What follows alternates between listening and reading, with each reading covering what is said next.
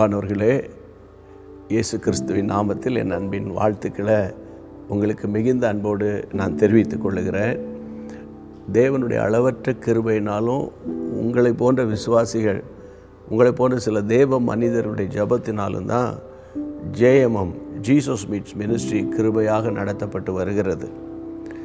ஏற்கனவே நீண்ட காலமாக அனுதினமும் ஆவியானவரோடு என்ற குறுஞ்செய்தியை நம்ம கேட்டு வரோம். இந்த 40 நாட்கள் லெந்து நாட்களில் கிறிஸ்துவை நெருங்கி வாழ்வதற்கு உள்ளபடியே சொல்லப்போனால் பைபிளில் கிடையாது. லெந்து நாட்கள்னு கிடையாது, இந்த 40 நாட்கள் இப்படி அனுசரிக்கணும் கிடையாது. இது நல்ல காரியம் தானே. கர்த்தருடைய பிள்ளைகளே, ஆண்டவருடைய சிலுவை, பாடு, மரணங்கள், அவர் நமக்கு சொல்லி கொடுத்த காரியங்களை தியானித்து நம்மை உயித்து ஆராய்ந்து பார்த்து தேவன் பக்கமாய் திரும்புவதற்கு இது நல்ல சந்தர்ப்பம் தானே, இல்லை? என்ன சொல்கிறீங்க? அந்த வகையில் தான் ஆண்டவராக இயேசு எழுப்பின 40 கேள்விகளை 40 நாட்களாக தியானிக்க வேண்டும் என்று நம்ம தீர்மானித்து தியானித்து வருகிறோம். சரி, இப்பொழுது வேதத்துக்குள்ளே போகலாம். லூக்கா எழுதின சுவிசேஷம் 6ஆம் அதிகாரம், லூக்கா எழுதின சுவிசேஷம் 6ஆம் அதிகாரம் 32ஆம் வசனம். Luke's chapter 6 verse 32. உங்களை சிநேகிக்கிறவர்களையே நீங்கள் சிநேகித்தால் உங்களுக்கு பலன் என்ன? ஆண்டவர் கேட்குறார் ஒரு கேள்வி. யார் உங்கள்கிட்ட ரொம்ப ஃப்ரெண்ட்ஸாக இருக்காங்களோ அவங்ககிட்டயே தான் நீங்கள் ஃப்ரெண்ட்ஸாக இருக்கிறீங்க. யார் உங்கள்கிட்ட அன்பாக இருக்கிறாங்களோ அவர்கிட்ட தான் நீங்கள் அன்பு செலுத்துகிறீங்களே தவிர, நீங்கள் கர்த்தருடைய பிள்ளைகளை, பாவிகளும் தங்களை சிநேகிக்கிறவர்களும் சிநேகிக்கிறாங்க. பாவிகளும் பார்த்தீங்கன்னா ரட்சிக்கப்படாதவங்க, பரிசுத்தாவி பெறாதவங்க, இயேசுவின் இரத்தத்தால் கழுவப்படாதவங்க, பாவத்திலேருந்து மீட்கப்படாதவங்க, அவங்களும் இதே மாதிரி தான் செய்கிறாங்க. நீங்களும் இப்படி செய்கிறீங்களா? அவங்களுக்கும் உங்களுக்கு என்ன வித்தியாசம் இருக்குது அப்படின்னு ஆண்டவர் கேட்குறாரு.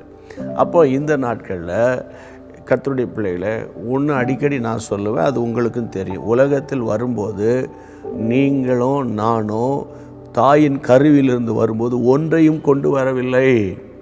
ஒரு நாள் கர்த்தருடைய வருகை தாமதிக்குமானால் கர்த்தருடைய பிள்ளைகளை நம்ம இந்த உலகம் ஓட்ட முடியும். அளவடல் ஆண்டவர் வருவார். அப்போ உலகத்தை விட்டு போகும்போது நம்ம சம்பாதித்த மோட்டார் சைக்கிளு, காரு, வாகனம், பொருள்கள், வீடு எதையாயிலும் தலையில் வச்சு கொண்டு போக முடியுமா? கொண்டு போகவே முடியாது. கர்த்தருடைய பிள்ளைகளை, இன்றைக்கு இதெல்லாம் நமக்கு தெரியும். ஒரு தாயார் பாருங்கள், சென்னையில் ரொம்ப குற்றுயிராய் பிள்ளைகள் கொண்டு போய் ஆஸ்பத்திரியில் சேர்த்துட்டாங்க. மருத்துவ சிகிச்சை தீவிரமாக கொடுக்குறாங்க, ஏன்னா ரொம்ப கிரிட்டிக்கலாக இருக்கிறாங்க. ஆனால் சுயநினைவு இருக்குது.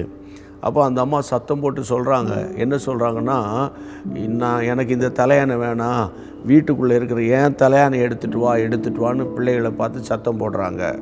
வேறு வழியே இல்லாமல் மருத்துவர்களும் செவிலியரும் சரி அந்த தலையானை தான் கொண்டு வாங்கப்பான்னு கொண்டு வந்துட்டாங்க. கொண்டு வந்து சாயங்காலம் 6 மணிக்கு கொடுத்தாங்க. காலையில் 6 மணிக்கு அந்த அம்மா இறந்து போனாங்க. அப்போ அவங்களுடைய சடலத்தை அனுப்பும்போது அந்த தலையணையை அனுப்புனாங்களா, எல்லோரையும் அப்புறம் அடுத்த நாள் அடக்கம் பண்ணிட்டாங்க. இந்த பழைய தலையணையை மருமக என்ன பண்ணியிருக்கிறா, வீட்டுக்கு பின்னால் கொண்டு போய் அவன் பெட்ஷீட்டு தலையணையெல்லாம் மண்ணெண்ணெய் ஊற்றி கொளுத்தும்போது தலையணைக்குள்ளே கத்தையாக பணம் இருந்திருக்கு. அந்த அம்மா தலையணைக்குள்ளே வச்சு ஒளிச்சு வச்சு தையல் போட்டு வச்சுருக்காங்க. கடைசி நேரம் நம்ம அம்மாவுக்கு தெரியாது. சரி, அந்த பிள்ளைகள்கிட்ட என் மருத்துவ செலவுக்காது இதை எடுத்து செலவு பண்ணுங்கப்பான்னு சொல்லியிருக்கலாம்ல. கடைசியில் அந்த அம்மாவுக்கும் பிரயோஜனம் இல்லை, பிள்ளைகளுக்கும் பிரயோஜனம் இல்லை. அது அப்படியே தீயில் கருகி போச்சு. நான் சொல்கிறது புரியுதில்ல? இந்த உலகத்தில் யாவரோடு சமாதானமாய் வாழ சரியா இப்போ நம்ம பழகணும். ஸ்நேகிக்கிறவனுக்கே பிரைஸ் அலாட் சொன்னவனுக்கே பிரைஸ் அலாட் சொல்லாமல் ஆஃபீஸில், வீட்டில், பக்கத்தில் இருக்கிறவங்க சரியா அவங்க ஒருவேளை தவறான காரியம் செஞ்சாலும் அவங்கள ஸ்மைல் பண்ணி அவங்களுக்கு எதாவது நன்மை செய்ய முடியுமான்னு நீங்கள் பாருங்கள். அதை நிமித்தம் கிறிஸ்துவின் நாமம் மகிமைப்படும்.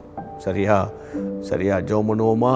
இந்த வசனத்தை ஒப்பு கொடுத்து சத்துருக்களை நேசிக்க, எனக்கு விரோதமாய் பேசினவர்களை நேசிக்க, மன்னிக்க எனக்கு கிருபை தாரும் ஆண்டவரே. நம்ம ஜெபம் பண்ணுவோம். நல்ல பிதாவே, இந்த நாளிலும் எங்களுடைய ஜெபத்தை நீர் கேட்டுக்கொண்டு இருக்கிறீங்கப்பா.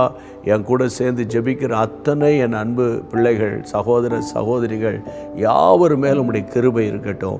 மாறாத பிரசன்னம் தாங்கட்டும், வழி நடத்தட்டும். அற்புதங்களை எடுத்துக்கொள்ளுகிறோம். யாவரோடும் சமாதானமாய் வாழ உதவி செய்யும்.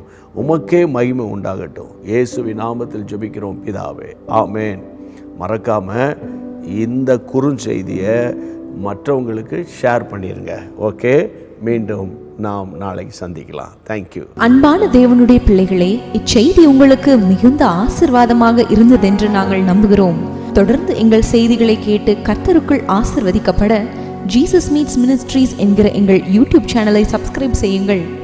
மேலும் உங்கள் ஜெப உதவிக்கு எங்களோடு நீங்கள் தொடர்பு கொள்ள வேண்டிய தொலைபேசி எண் 9842252836 மற்றும் 7299546363.